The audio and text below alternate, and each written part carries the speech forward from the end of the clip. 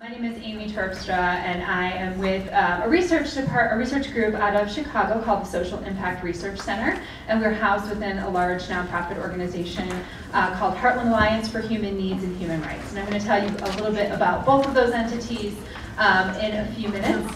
But to kick things off, I wanted to start off by telling you about a recent experience that I had with Mr. Eddie Vedder of Pearl Jam. I'm hoping that most folks in the room know who Pearl Jam is. Interestingly, when I told I'm the oldest of 5 children, and when I told my younger siblings that I was going to this concert, none of them knew who Pearl Jam was. So that was a shocker. It was the first time that one's happened to me. But so I want to set the context by telling you a little bit about my experience going to this concert. So I heard about the concert. It was actually in July. It was just last month. I heard about it probably in January earlier this year. And I heard about it in several different ways. I first of all heard it on the radio, or kind of like a promo for it. Like Pearl Jam's coming to Chicago. They're going to be playing at Wrigley Field, which I'm a White Sox fan, so that didn't really compel me. But nonetheless, who did that? Who did a little I guess I'm in Rockies territory. But I also heard about it through several emails that I got. I heard about it on Facebook. And interestingly, I heard a little story about it on NPR.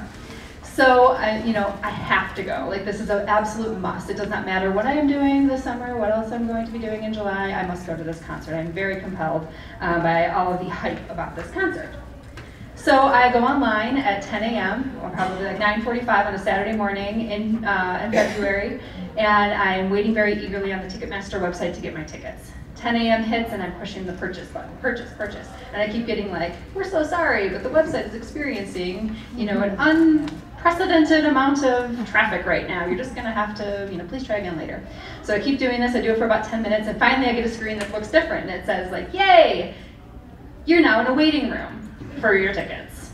So I'm in this like online waiting room, which is like a online purgatory for ticket sales.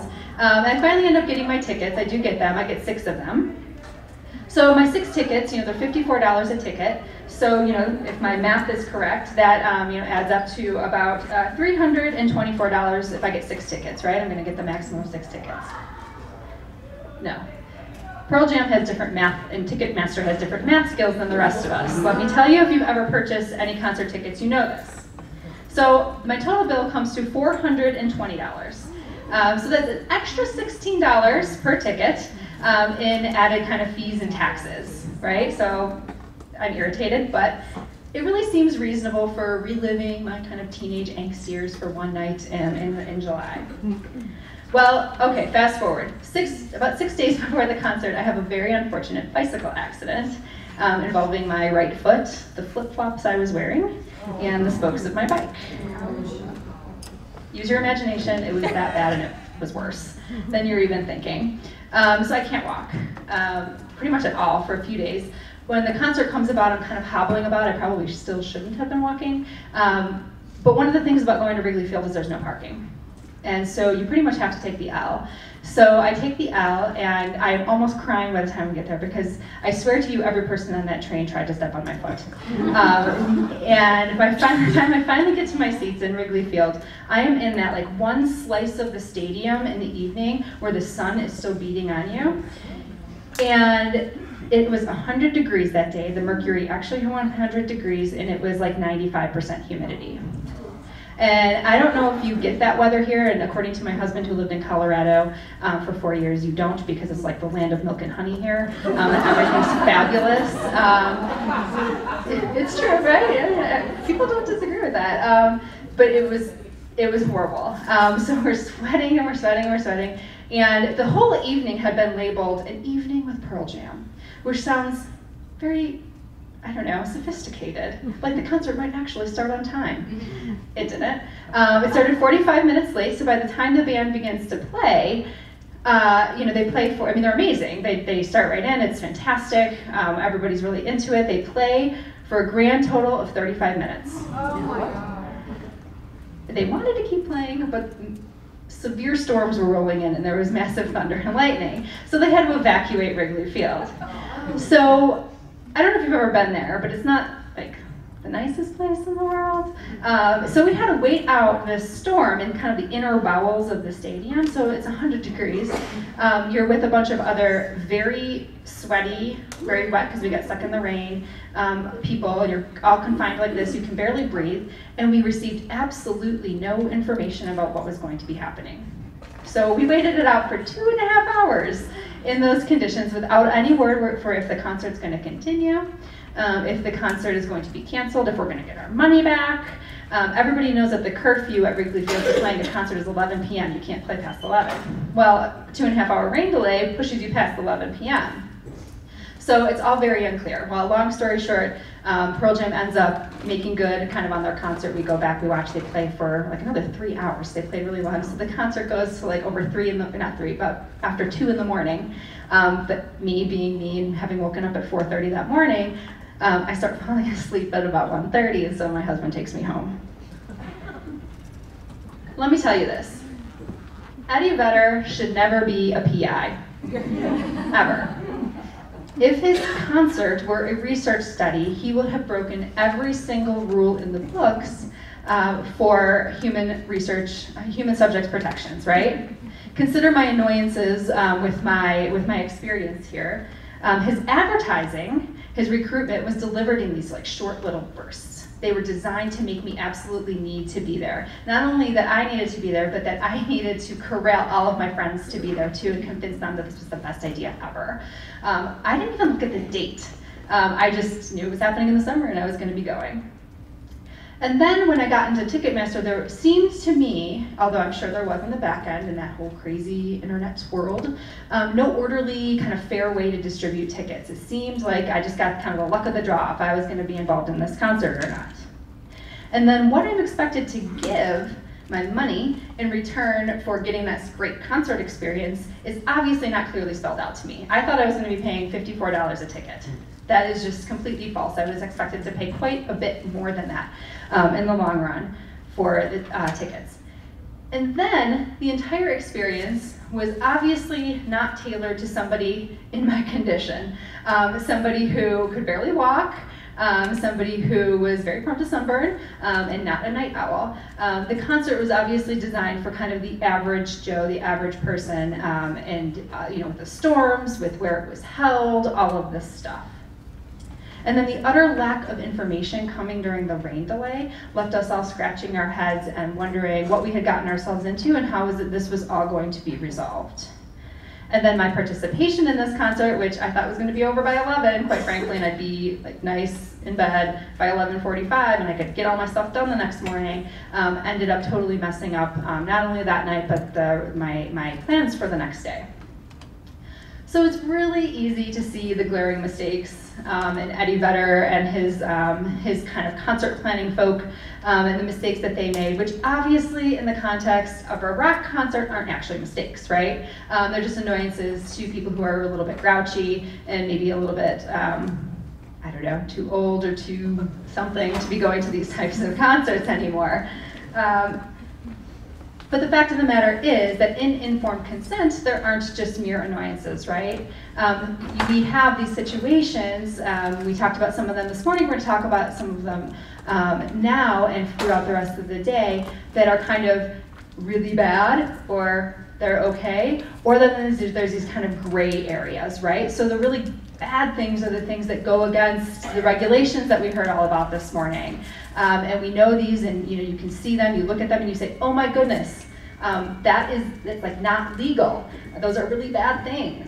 And then we know, sometimes we can just design a really great informed consent procedure and form that kind of get 5 stars from the fine folk at the table back there. And they pass all the regs and they meet them with flying colors. And then there's all those gray areas. And so it's really the gray areas that I kind of want to focus on with you all here today. So what we're going to be doing in our time together this afternoon is a few what I'm calling quick work sessions. And so these are kind of rapid fire conversations that you're going to have with folks at your table or your next door neighbor there. They're going to be quick because we don't have all the time in the world, so we're not going to be able to delve super deeply, but I hope to just kind of get the conversation started. And so our first quick work session is something that I like to call hang your head in shame informed consent stories. So you might know that there's an old Bob Wills song by this name. The lyrics go, does your conscience ever bother you every time you hear my name? Think of all I've gone through and hang your head in shame. So we all have these moments, whether you want to admit them or not. We have been witness to them or we have been part of them ourselves. So these are the kind of informed consent situations that you cringe to remember, that you really would rather have just disappear from your memory and from kind of the world of existence. They might be instances where you're an IRB member and you've had a study been submitted to you and you've taken one look at it and you've said, what in the world are these people thinking? How can they even think that this is okay? Other times, you've done everything wonderfully. You've crossed all of your T's and dotted all of your I's, and still somehow something manages to go wrong that you didn't anticipate, and that you think you might not have been able to anticipate. So we're going to share these stories with each other. There's going to be no judgment here, no penalty. This is just what I think of as good old-fashioned informed consent therapy, which is very important to do every once in a while. So I'm going to start by priming the pump here and telling you one of my hang your head in shame stories. So we were doing a study with supportive housing residents, and supportive housing is a model of housing for people who are either previously institutionalized or who are formerly homeless, who have a variety of forms of disability. So it's kind of an affordable housing, a subsidized housing option for them that also has wraparound services to help keep them housed. So we're doing a study, and we have kind of a stratified sampling approach, different housing developments throughout Illinois. We need a certain number of residents from each of them. And we have distributed recruitment materials to the different case managers at these housing developments saying, if you want to learn about this study, come talk to researchers who are going to be here on such and such a date at such and such a time. Come down to the common room and you can have some one-on-one time with the researchers to learn about this study. So the very first housing development that we go to, we arrive like an hour or an hour and a half early to start setting up for our recruitment and our informed consent procedure. And there's already 20 people waiting for us in the room, like an hour before the scheduled time. So this is fantastic. We thought we were going to have some problems recruiting for this study, but it's apparent that we don't. In fact, from this particular site, we only need 15 people, not 20. Well, that becomes a problem. Because once we start to realize that not only do we not know which 15 of those 20 people got there first, they don't know. And so a little fight kind of ensues with the people, like, no, I was here first, no, I was here first. And so we're, why does everyone want to be in this study? This is a little bit crazy. We're offering like something super measly, like $5 or $10 of McDonald's gift cards, to talk to us, because we were just asking them for permission to access some medical records. And our solution was, well, you know what, to be fair, we're going to offer this little incentive to everybody who showed up today, since we obviously did a kind of a poor job of managing this. They weren't appeased. What it turned out was that these people were incredibly lonely. Nobody ever talks to them or comes to express any sort of interest in them. And they literally wanted to spend 20 minutes with another human being just talking to them, and they didn't care what it was about. And so we had to go back and completely rethink how we were doing this and create an approach that didn't make us feel so, quite frankly, disgusting when we got there and had to be turning people away. And in that particular instance, we ended up just spending 20 minutes with all 20 people because it was, obviously something that we hadn't anticipated and that we felt really badly about. So now that you all feel bad for me and how badly I treated those people, I wasn't the PI on that study. Share with your neighbors. Pick one or two of your neighbors and share your hang your head in shame informed consent stories. And we're going to come back together in 5 minutes. Ready? Go. Okay, I know that wasn't near enough time for true informed consent therapy. But let's come back together now. Does anyone have a particularly juicy informed consent hang your head in shame story that they'd be willing to share with the group? You can nominate your neighbors. Somebody's got to have one. I overheard little tidbits of them. You're going to let me be the only one who shares this with the whole group? They're all saying yes. All right, but you get the idea, right? This morning we talked about, and we covered the regulations, and so there's obviously legal considerations for why we need to be having really firmed up informed consent procedures and letting people know what they're getting into when they're coming into our studies. But I think as our stories probably illustrated, and as mine certainly did, even when you have your checklist completed when it comes to informed consent procedures and all the elements that you're supposed to include in your informed consent procedures and on your form, things can still go wrong. And when you get that feeling in the pit of your stomach, even though you know and technically you've done everything right, I think that obviously illustrates that we need to be paying a different kind of attention to our informed consent procedures. There's ethical considerations. A lot of us come from professions, or probably all of us, where there's a professional code of ethics, and that code of ethics kind of dictates how we approach every individual, every human being who we come across in our work, whether that's our colleagues or the people who are involved in our studies. We ascribe to human rights principles, many of us, that every individual, by virtue of being human, has an inherent dignity and worth, and that extends into every facet of life, including being part of a research study. And then we have justice concerns. We talked about that a little bit this morning, of what it means when one group over another is more or less informed and then therefore more or less likely to be in research or to reap the benefits of research. So before we dissect all of that a little bit further, I want to tell you a little bit about Heartland Alliance and the Social Impact Research Center, because these are the two perspectives that I'm coming to this conversation with, which are perhaps a little bit unique, although I was interested to see, I think more so than the last one of these meetings that I was at, that there's a more 50-50 split here between kind of folks in the health field and folks in the more social sciences. So Heartland Alliance for Human Needs and Human Rights is the leading anti-poverty organization in the Midwest.